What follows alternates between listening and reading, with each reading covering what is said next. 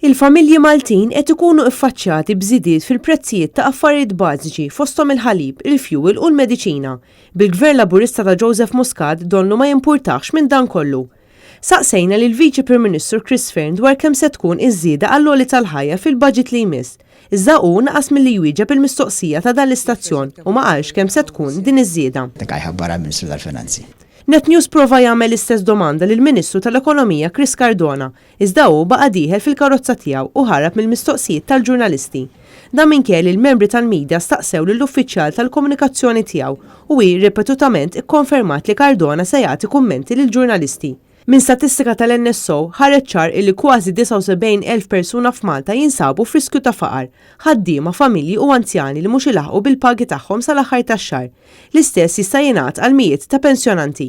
Iċ-ċifri tal-NSO kienu ħarġu ftit tal-jiem biss wara li jola il-prezz tal-fuel, il-ħalib u l-posta fost oħrajn. Jidher biċ-ċar li fid-dawl ta' dan il-Gvern m'għandux pjan għal dawk l-aktar vulnerabbli. Bil-Partit Nazzjonalista isostni li l-Gvern tilef il-boxxa soċjali tiegħu. Statistika allarmanti li ħarġet mill-indiċi tal-faqar turi li hemm madwar 36,000 ruħ li m'għandhomx biżżejjed flus biex iżommu id-dar tagħhom sħuna fix-xitwa.